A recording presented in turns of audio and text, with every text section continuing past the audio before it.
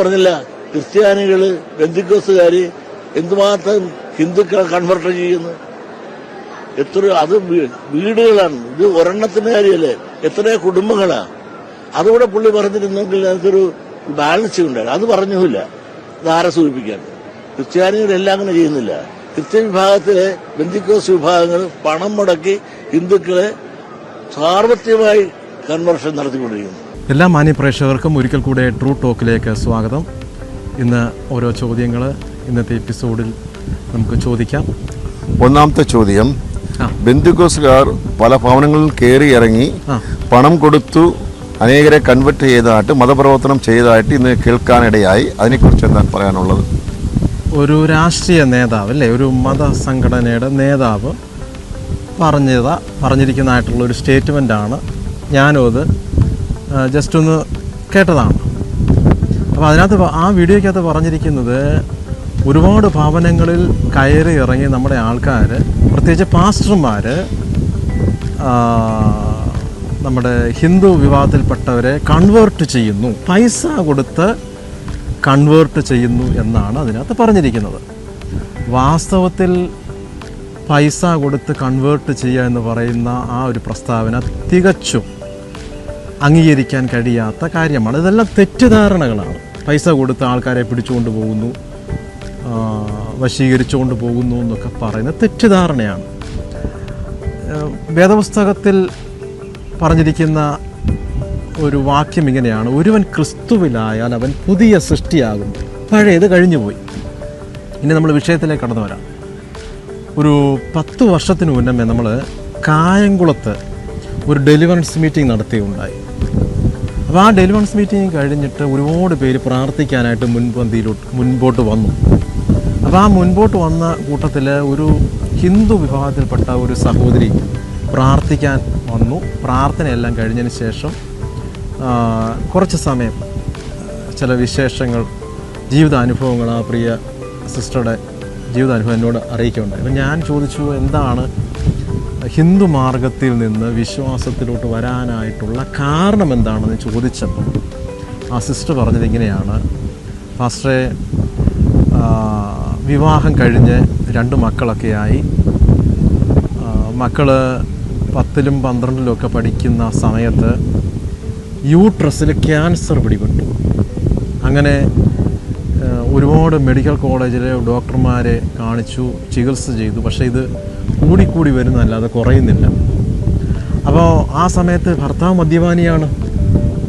വീട്ടിൽ ഭയങ്കര അസമാധാനം, പ്രതികൂലങ്ങൾ, പ്രതിസന്ധികൾ. അപ്പോൾ ഇതെല്ലാം ഇവരെ അനുഭവിച്ചുകൊണ്ടിരിക്കുകയാണ്. അപ്പോൾ മരുന്ന് കഴിച്ചിട്ടൊന്നും ഇത് ഭേദമാകുന്നില്ല, വേദന കൂടി വരുന്നു, പ്രതീക്ഷയെല്ലാം ഇങ്ങനെ അസ്തമിക്കുന്ന ഒരു സാഹചര്യം. അങ്ങിരുന്ന സമയത്താണ് ഒരു പ്രാർത്ഥനാ മീറ്റിങ്ങിനെ കുറിച്ച് ഈ സിസ്റ്റർ കേൾക്കുന്നു. 12 സംവത്സര കാലമായിട്ട് ഏറിയ വൈദ്യന്മാരാൽ ചികിത്സിച്ചിട്ട് ഭേദമാകാതിരുന്ന ആ സഹോദരി അന്ന് യേശുക്രിസ്തുവിനെ പറ്റി കേട്ടപ്പോൾ, അവൻ്റെ വസ്ത്രത്തിൻ്റെ തൊങ്ങലിലെങ്കിലും തൊട്ടാൽ എനിക്ക് സൗഖ്യം വരുമെന്ന് പറഞ്ഞ വിശ്വാസത്തോടു കൂടിയാണല്ലോ പോയി തൊടുന്നത്. ഇതേപോലെ ഈ സഹോദരി യേശു കർത്താവിനെ പറ്റി കേട്ടു, ഒരു പ്രാർത്ഥനാ കൂട്ടായ്മയെ പറ്റി കേട്ടു. അപ്പോൾ യേശു ക്രിസ്തുവിനെ പറ്റി കേട്ടിട്ടുണ്ട്. അങ്ങനെ ഈ സഹോദരി ആ പ്രാർത്ഥനാ കൂട്ടായ്മയിൽ പങ്കെടുക്കുകയും അവിടെ പ്രാർത്ഥനയ്ക്ക് ശേഷം ഈ സഹോദരിക്ക് വേണ്ടി ശക്തമായിട്ട് പ്രാർത്ഥിച്ചു. വാസ്തവത്തിൽ അന്ന് ആ പ്രിയ സഹോദരിയെ അവിടെ വെച്ച് സൗഖ്യമാകുക. പിന്നീട് അവർ ട്രീറ്റ് ചെയ്ത ഹോസ്പിറ്റലിലൊക്കെ ചെന്ന് നോക്കുമ്പോൾ, പരിശോധിക്കുമ്പോൾ അവർക്ക് രോഗം ഒരുപാട് ഭേദമായെന്ന് കണ്ടു. ഡോക്ടർമാർക്ക് അതിശയമുണ്ടായി. അങ്ങനെ കുറച്ച് കഴിഞ്ഞപ്പോൾ ആ ക്യാൻസർ രോഗത്തിൽ നിന്ന് പൂർണ്ണമായിട്ടും ആ സഹോദരി പുറത്തു വരികയാണ് ഉണ്ടായത്. അപ്പോൾ ഇത് അവരുടെ ജീവിത അനുഭവമാണ്. അപ്പോൾ പിന്നീട് അവർ പ്രാർത്ഥനാ കൂട്ടായ്മകൾക്ക് പോകാൻ തുടങ്ങിയപ്പോൾ അവരുടെ ഭവനത്തിൽ നിന്ന് ശക്തമായ എതിർപ്പുകളുണ്ടായി. പക്ഷേ എതിർപ്പുകളൊന്നും അവർ വകവച്ചില്ല. കാരണം അവർ സമാധാനത്തിന് വേണ്ടി, സന്തോഷത്തിന് വേണ്ടി, ഒരു സൗഖ്യത്തിന് വേണ്ടി ഉള്ള ഹോസ്പിറ്റൽ മുഴുവനും കയറി ഇറങ്ങി പോയവരാണ്. പക്ഷേ ഒരു കൂട്ടായ്മയിൽ വച്ച് അവർ സൗഖ്യമായി. അവർക്കത് ആ സൗഖ്യം നിഷേധിക്കാൻ പറ്റത്തില്ല. അവരുടെ വീട്ടിൽ സമാധാനം ഉണ്ടായി. പിന്നീട് അവർ ക്രിസ്തു മാർഗത്തിലേക്ക് കടന്നു വന്നു, പൂർണ്ണമായിട്ടും വന്നു. ആ പൂർണ്ണമായിട്ട് വന്ന സമയത്തും ഭയങ്കര പ്രതികൂലങ്ങളും പ്രതിസന്ധികളും ഭർത്താവിൻ്റെ വീട്ടുകാരിൽ നിന്നുണ്ടായി.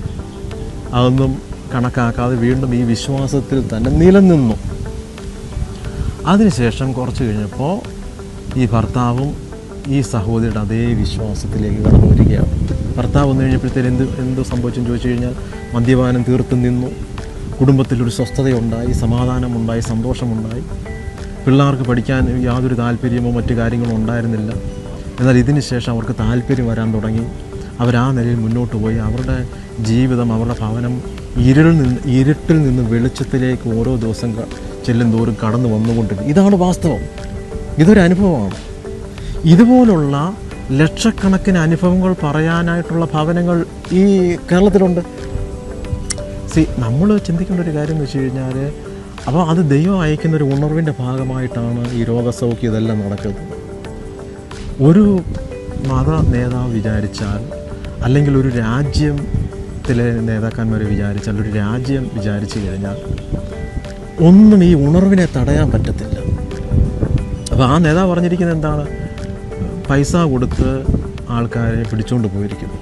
അങ്ങനെ പൈസ കൊടുത്ത് പിടിച്ചുകൊണ്ട് പോകുന്നൊരു മാർഗമല്ല ഇത്. അതാദ്യം മനസ്സിലാക്കുക. അതാണ് ഞാൻ രണ്ടാമത്തെ ചോദ്യമായിട്ട് ചോദിക്കുന്നത്. അങ്ങനെ സാമ്പത്തികം കൊടുത്തു, അങ്ങനെ പണം കൊടുത്ത് കൊണ്ടുവരാൻ പറ്റുന്നതാണോ ക്രിസ്തുവിൻ്റെ വിശ്വാസം? ഒരിക്കലുമല്ല. ഈ പണം കൊടുത്ത് കൊണ്ടുവന്നാൽ തന്നെ നിലനിൽക്കത്തില്ല. ഒരിക്കലും നിലനിൽക്കത്തില്ല. നിങ്ങൾക്ക് 1 ലക്ഷം രൂപ തരാം, 2 ലക്ഷം രൂപ തരാം, നിങ്ങളിങ്ങനെ പോരെന്ന് പറഞ്ഞു കഴിഞ്ഞാൽ പിന്നെ അത് നിലനിൽക്കത്തില്ല. മനസ്സിലായില്ലേ? അപ്പം നമ്മുടെ പല ആൾക്കാർക്കും പല തെറ്റിദ്ധാരണകളുണ്ട്. ഇപ്പോൾ തന്നെ നമുക്ക് സുവിശേഷ വേലയ്ക്ക് കോടിക്കണക്കിന് രൂപ വിദേശത്തുനിന്ന് ഫണ്ട് വരുന്നു, അങ്ങനെ ഇങ്ങനെ അതെല്ലാം തെറ്റിദ്ധാരണകളാണ്. മനസ്സിലായില്ലേ? പിന്നെ ഈ പറഞ്ഞ പോലെ സാമ്പത്തികം വന്നിട്ടുണ്ടോ എന്ന് ചോദിച്ചാൽ വന്നിട്ടുണ്ട്. അതെല്ലാം ഇവിടുത്തെ ക്ഷേമ പ്രവർത്തനത്തിന് വേണ്ടിയിട്ടാണ് പിന്നെ അത് ഉപയോഗിച്ചിട്ടുള്ളത്. അപ്പോൾ ഒരുവൻ ക്രിസ്തുവിലായ അവൻ അപ്പോൾ ആ കുടുംബം എന്ത് ചെയ്തു? പുതിയൊരു അനുഭവത്തിലോട്ട് വന്നു. പിന്നീട് അവർ തിരിച്ചു മടങ്ങി പോകുന്നു? ഒരിക്കലുമില്ല. അവരിതിനകത്ത് നിലനിന്നു. അവരുടെ സാക്ഷ്യം പലരുടെയും പറഞ്ഞു. ആ സാക്ഷ്യം കേട്ടിട്ട് പലരും വിശ്വാസത്തിൽ കടന്നു. ഇതാണ് യാഥാർത്ഥ്യം എന്ന് പറയുന്നത്. അല്ലാതെ പൈസ കൊടുത്ത് പിടിക്കുന്ന ഒരു പ്രസ്ഥാനമേ അല്ല ഈ ക്രിസ്തീയ വിശ്വാസം എന്ന് പറയുന്നത്. അത് നമ്മുടെ ജനത്തിന് ഉണ്ടായേക്കുന്ന ഒരു തെറ്റായ ഒരു ധാരണയാണ്. പണം കൊടുത്ത് മേടിക്കുന്നു. അതന്നെ ഈ ജനങ്ങളുടെ ഇടയിൽ ഒരു തെറ്റിദ്ധാരണയാണ്. ഇങ്ങനെ സാമ്പത്തികം കൊടുത്താൽ വിശ്വാസത്തിലേക്ക് ബന്ധുക്കോസുകാർ മറ്റ് മതക്കാരെ കൊണ്ടുവരുന്നുണ്ടെന്ന് അവരുടെ ഇടയിൽ ഒരു തെറ്റായ ധാരണ ഉള്ളതുകൊണ്ടാണ് അങ്ങനെ കേൾക്കുന്നത്. അത് തെറ്റിദ്ധാരണയാണ്. അത് മാത്രമല്ല, ഇപ്പം ഞാൻ ചോദിക്കട്ടെ, നമ്മളിവിടെ സമൂഹത്തിന് കോൺട്രിബ്യൂഷൻ ചെയ്യുന്ന കാര്യം എന്തോ? ഇപ്പം തന്നെ എന്നോട് പിന്നെ എൻ്റെ കൂട്ടുകാരൻ ഒരാൾ, പുള്ളി UK ഞങ്ങൾ ഒന്നിച്ച് പഠിച്ചതാണ്. പുള്ളി UK ഒരു ഷിപ്പിൽ ഷെഫായിട്ട് വർക്ക് ചെയ്യുന്നു. ഹോട്ടൽ മാനേജറിനെ ഞങ്ങൾ ഒന്നിച്ച് പഠിച്ചതാണ്.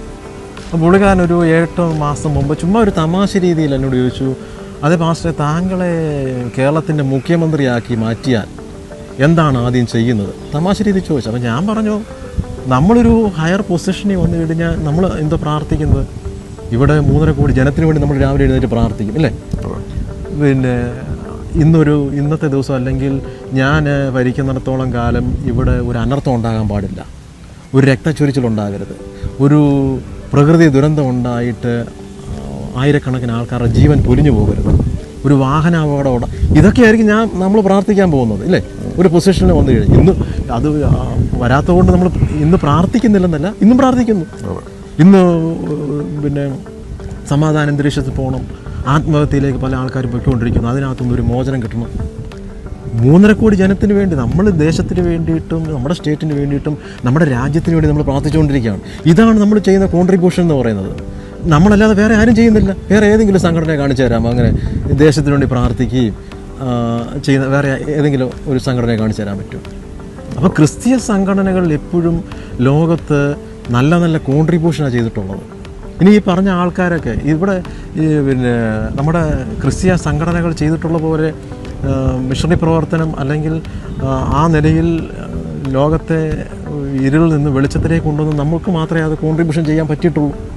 പിന്നെ സുവിശേഷ പ്രവർത്തനത്തിൽ നമ്മളിപ്പോൾ സുവിശേഷം പറഞ്ഞ് ഒരാൾ രക്ഷയുടെ ഭാഗത്തേക്ക് വന്നു, അവർക്ക് ഒരു ബുദ്ധിമുട്ടോ ഒരു ഞെരുക്കോ ഉണ്ടാകുന്നുണ്ടെങ്കിൽ ചാരിറ്റി ചെയ്തിട്ടുണ്ട് നമ്മൾ. മനസ്സിലായി?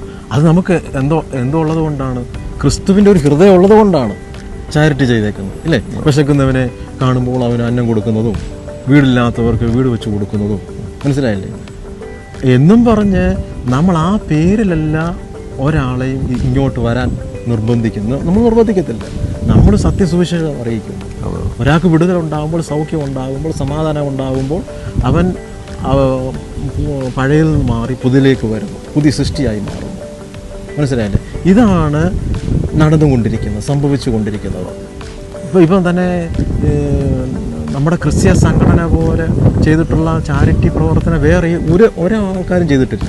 ഇവിടെ ക്രിസ്ത്യ സ്കൂളുകൾ, അവിടെ മേൽത്തരമായ വിദ്യാഭ്യാസം ലഭിച്ചതുകൊണ്ട് എത്രയോ പേർക്കത് അനുഗ്രഹമായി മാറി. ഇംഗ്ലീഷ് എഡ്യൂക്കേഷൻ വരാൻ കാരണം എന്തോ, നമ്മുടെ ക്രിസ്ത്യ അല്ലെങ്കിൽ ക്രിസ്ത്യാനികൾ ആണ് ഈ പറഞ്ഞ പോലെ സ്കൂളുകളും കോളേജുകളൊക്കെ സ്ഥാപിച്ച് ആ നിലയിൽ നമ്മുടെ ദേശത്തെ പോലും വിദ്യാഭ്യാസ രീതിയിൽ മുൻപന്തിയിൽ കൊണ്ടെത്തിച്ചേക്കുന്നത്. മനസ്സിലായി? നോർത്ത് ഇന്ത്യയിൽ പല ഭാഗങ്ങളിലും നമ്മുടെ വർഷങ്ങളായിട്ട് ക്രിസ്ത്യ സ്കൂളുകളൊക്കെ നിലവിൽ വന്ന് അവിടെ നമ്മുടെ പല ആൾക്കാരും പഠിച്ച് ഇംഗ്ലീഷ് വിദ്യാഭ്യാസം, വേറൊരു രസം, അതായത് ഇംഗ്ലീഷ് വിദ്യാഭ്യാസം വന്നു കഴിഞ്ഞപ്പോഴത്തേക്കിനെ അവിടെ പഠിച്ചവരുടെ സ്റ്റാൻഡേർഡ് മാറി, പുതിയ പുതിയ മേഖലയിലോട്ട് പോകാൻ തുടങ്ങി. ഞാനിപ്പോൾ നോർത്ത് ഈസ്റ്റിലൊക്കെ നമ്മൾ ഈ സുവിശേഷ പ്രവർത്തനമായിട്ട് പോകുമ്പോൾ അവിടെ ഫ്ലൈറ്റിൽ യാത്ര ചെയ്യുമ്പോൾ ട്രൈബ്സ് വിഭാഗത്തിൽപ്പെട്ട നല്ലൊരു ശതമാനം ആൾക്കാരും കൺവേർട്ടായി കഴിഞ്ഞു. അത് കാരണം എന്താ ചോദിച്ചു കഴിഞ്ഞാൽ അവർക്ക് ഇംഗ്ലീഷ് വിദ്യാഭ്യാസം കിട്ടി, അവരുടെ നിലവാരം മാറി. വേറൊരു സംഘടനയെ അവരെ ചേർത്ത് പിടിച്ചിട്ടില്ല. അവർക്കൊരു പ്രയാസം ഉണ്ടായപ്പോൾ, ഒരു പ്രതികൂലം ഉണ്ടായപ്പോൾ, അല്ലെങ്കിൽ ഒരു പ്രശ്നങ്ങളുണ്ടായപ്പോൾ ചേർത്ത് പിടിച്ചേക്കുന്നതെല്ലാം ക്രിസ്ത്യൻ കമ്മ്യൂണിറ്റിയാണ്. അതുകൊണ്ടാണ് ആൾക്കാർ ഇങ്ങോട്ട് വരുന്നുകൊണ്ടിരിക്കുന്നത്. ഇതാണ് വാസ്തവത്തിൽ നടന്നുകൊണ്ടിരിക്കുന്നത്. അടുത്ത ചോദ്യം എന്താണ്? അടുത്ത ചോദ്യം, എല്ലാ ക്രിസ്ത്യാനികളും സുവിശേഷ വേല ചെയ്യുന്നുണ്ടോ, അല്ലെങ്കിൽ സുവിശേഷ പ്രവർത്തനങ്ങൾ ചെയ്യുന്നുണ്ടോ എന്നാണ്. എല്ലാ ക്രിസ്ത്യാനികളും സുവിശേഷ പ്രവർത്തനം ചെയ്യുന്നില്ല. സുവിശേഷ പ്രവർത്തനം ചെയ്യുന്നതെല്ലാം പെന്തക്കോസ്ത് വിഭാഗത്തിൽപ്പെട്ട സംഘടനകളാണ്. പെന്തക്കോസ്തുകാരാണ് സുവിശേഷ പ്രവർത്തനം ചെയ്യുന്നത്. ബാക്കി സംഘടനകളൊക്കെ ചാരിറ്റി പ്രവർത്തനങ്ങൾ ചെയ്യുന്നുണ്ട്, ഇല്ലെന്ന് പറയുന്നില്ല. കത്തോലിക്ക സഭകൾക്ക് ചാരിറ്റി പ്രവർത്തനം, പക്ഷേ സത്യസുവിശേഷ പ്രവർത്തനങ്ങൾ ചെയ്യുന്നതെല്ലാം ഇവിടുത്തെ പെന്തക്കോസ്ത് കമ്മ്യൂണിറ്റിയാണ്. മനസ്സിലായില്ലേ? ഇപ്പം തെരുവിൽ നിന്ന് സുവിശേഷം പ്രസംഗിക്കുന്നു, ഏതെങ്കിലും ഒരു കാത്തലിക് സ്വഭാവത്തെ കാണാൻ പറ്റും? ഇല്ല. അതെല്ലാം ചെയ്യുന്നത് ഇവിടുത്തെ പെന്തക്കോസ്ത് കമ്മ്യൂണിറ്റിയാണ്. അവരാണ് സുവിശേഷം അറിയിക്കുകയും, മനസ്സിലായില്ലേ? അപ്പോൾ ആ സുവിശേഷം അറിയിക്കുമ്പോൾ പലരുടെയും ജീവിതത്തിൽ മാറ്റങ്ങൾ വരുന്നു. അതാണ് ക്രിസ്തു മാർഗം എന്ന് പറയുന്നത്. മദ്യത്തിലും മയക്കുമരുന്നിലും അടിമപ്പെട്ട് കിടക്കുന്ന അനേകരെ ക്രിസ്തു മാർഗത്തിലേക്ക് കൂട്ടിക്കൊണ്ട് വരിക, അതാണ് സുവിശേഷം. അതെ അതെ അതെ. ഈ പറഞ്ഞവരെല്ലാം മദ്യം ഉണ്ടാക്കി വിറ്റിട്ടേ ഉള്ളൂ, അല്ലേ? അപ്പം അത് സമൂഹത്തിൽ ഉണ്ടാക്കുന്ന ദൂഷ്യഫലങ്ങൾ എത്രത്തോളം വലുതാണ്. പക്ഷെ നമ്മൾ ചെയ്യുന്നതെന്ന് വെച്ച് കഴിഞ്ഞാൽ ലഹരിക്ക് അടിമപ്പെട്ട് കിടക്കുന്ന ഒരാളെ, അല്ലെങ്കിൽ ഇതിന് അടിമപ്പെട്ടു പോയ ഒരാളെ ജീവിതത്തിലൊക്കെ മടക്കി കൊണ്ടുവന്നിട്ടേ ഉള്ളൂ. അത് നല്ല സമൂഹത്തിന് നല്ല കാര്യമല്ലേ ചെയ്തേക്കുന്നത്. ഇപ്പോൾ തന്നെ ഞാൻ പല എപ്പിസോഡിലും പറഞ്ഞതാണ്, ഇപ്പോൾ ഈ നോർത്ത് ഈസ്റ്റിൻ്റെ പല ഭാഗങ്ങളിൽ, അല്ലെങ്കിൽ നോർത്ത് ഇന്ത്യയുടെ പല ഭാഗങ്ങളിൽ ഈ ക്രിസ്തു മതത്തിലേക്ക് പല വിഭാഗക്കാരും വന്നില്ലായിരുന്നെങ്കിൽ അതിൽ ചെറുപ്പക്കാർ പലരും ടെറർ വിഭാഗത്തിൽ പെട്ടുപോയാണ്. അപ്പം ഈ സുവിശേഷ പ്രവർത്തനം സമൂഹത്തിന് കൊടുക്കുന്ന കോൺട്രിബ്യൂഷൻ വളരെ വലുതാണ്. തീർച്ചയായിട്ടും. മനസ്സിലായിട്ട്? അപ്പം അതാണ് യഥാർത്ഥത്തിൽ നടന്നുകൊണ്ടിരിക്കുന്നത്. ഒരുവൻ ക്രിസ്തുവിലായാൽ അവൻ പുതിയ സൃഷ്ടിയാകുന്നു. അത് പൈസ കൊടുത്ത് മേടിക്കാൻ കിട്ടുന്ന ഒന്നല്ല. ഒരുവന്റെ ഉള്ളിൽ യേശു ക്രിസ്തു വരുമ്പോൾ അവന് സമാധാനം, സന്തോഷം ഉണ്ടാകുമ്പോൾ അവൻ ഒരിക്കലും പഴയതിലോട്ട് തിരിച്ചു പോകുന്നില്ല. അതാണ് ഞാൻ പറയാൻ വന്നത്. ക്രിസ്തു പോകുന്നിടത്തെല്ലാം ഒരു കുറ്റം ജനം കൂടെ ഉണ്ടായിരുന്നു. കാരണം അവിടെ സമാധാനമുണ്ട്, ഐക്യത ഉണ്ട്, സ്നേഹമുണ്ട്, ഒരുമയുണ്ട്. അതെ. മാത്രമല്ല നമ്മുടെ വേറൊരു പോയിന്റ് പറയാൻ ഉദ്ദേശിക്കുന്നത്, ഈ സമൂഹത്തിൽ ഒറ്റപ്പെട്ടു പോയവരെല്ലാം നമ്മൾ ചേർത്ത് പിടിച്ചിട്ടേ ഉള്ളൂ. മനസ്സിലായി? അപ്പം ആ ചേർത്ത് പിടിക്കുമ്പോൾ അവരിൽ വരുന്ന ആ ഒരു ദൈവസ്നേഹം പകരപ്പെടുന്നു. മനസ്സിലായില്ലേ? പിന്നീട് അവരൊരിക്കലും പഴയതിലോട്ട് തിരിച്ചു പോകുന്നില്ല. കുറേ നാളത്തെ മുമ്പ് എപ്പിസോഡിൽ ഞാൻ പറഞ്ഞാണ്, അധികം താമസിക്കാതെ ഇന്ത്യ മഹാരാജ്യം ഒരു ക്രിസ്തീയ രാജ്യമായിട്ട് മാറാനുള്ള എല്ലാ സാധ്യതയും കാണുന്നുണ്ട്. കാരണം തമിഴ്നാട്, ആന്ധ്രാപ്രദേശ്, അതുപോലെ തന്നെ പഞ്ചാബിൻ്റെ പല സ്റ്റേറ്റുകളും ഇന്ന് ക്രിസ്തീയ ഭൂരിപക്ഷമായി കഴിഞ്ഞു. അതിലൊരു തമിഴ്നാട്ടിനെ പറ്റി പറഞ്ഞുകൊണ്ടിരുന്നപ്പോൾ പറയുന്ന സമയത്ത് ഒരു പോയിന്റ് ഞാൻ പറയാം. അതായത് 10 ലോറി എടുത്തു കഴിഞ്ഞാൽ, അതായത് തമിഴ്നാട്ടിൽ ഈ ചരക്ക് കൊണ്ടുവന്ന ലോറിയില്ലേ, ആ 10 ലോറി എടുത്തു കഴിഞ്ഞാൽ അതിൽ 4, 5, 6 ലോറിയിലും ജീസസ് ഇസ് ദ സേവിയർ എന്ന് എഴുതി വെച്ചേക്കുന്നത്. ഒരു 25 വർഷം മുമ്പോ ഒരു 30 വർഷം മുമ്പോ ഉള്ള കാര്യമല്ലേ പറയുന്നത്. ഈ ഒരു 10 വർഷത്തിനിടയിലുള്ള മാറ്റമാണ് പറയുന്നത്. അങ്ങനെ ഓരോ സ്റ്റേറ്റിലും മാറിക്കൊണ്ടിരിക്കുക. അതൊന്നും പൈസ കൊടുത്തൊന്നും അല്ല സംഭവിക്കുന്നതല്ല. വ്യക്തിപരമായിട്ട് ഒരാളുടെ ജീവിതത്തിൽ സമാധാനവും സന്തോഷം വെളിപ്പെട്ട് വരുമ്പോൾ അവൻ വരുന്ന രൂപാന്തരം മാറ്റം ക്രിസ്തു മാർഗത്തിലേക്ക് വരുന്നു. ആ മാറ്റം കണ്ടുകൊണ്ട് അവരുടെ സമുദായത്തിൽപ്പെട്ട പലരും വന്നിട്ടുണ്ട്. തീർച്ചയായിട്ടും അത് പൈസ കൊടുത്തു കഴിഞ്ഞാൽ പിടിച്ചു നിർത്താൻ പറ്റുന്ന ഒന്നുമല്ല. അത് ശുദ്ധ വിഡ്ഢിത്തമാണ് പറഞ്ഞേക്കുന്നത്. പൈസ കൊടുത്ത് പിടിച്ചുകൊണ്ട് പോകുന്നു എന്നൊക്കെ ശുദ്ധ മണ്ടത്തരവും വിഡ്ഢിത്തവും പറഞ്ഞേക്കുന്നത്. ഗ്രൗണ്ട് റിയാലിറ്റി ഇതാണ് സത്യം. അപ്പം ഇത്രയും കാര്യങ്ങളാണ് ഇന്നത്തെ എപ്പിസോഡിൽ ചർച്ച ചെയ്യാനായിട്ടുള്ള വിഷയം എന്ന് പറയുന്നത്. അപ്പോൾ അടുത്ത എപ്പിസോഡിൽ വീണ്ടും കാണാം. God bless you. കൂടുതൽ അനുഗ്രഹിക്കപ്പെട്ട ശുശ്രൂഷകൾ നിങ്ങളിലേക്ക് എത്തുവാൻ ഇപ്പോൾ തന്നെ Elohim global ministry channel subscribe ചെയ്യുക, അനേകരിലേക്ക് ഷെയർ ചെയ്യുക. ദൈവം നിങ്ങളെ ധാരാളമായി അനുഗ്രഹിക്കും.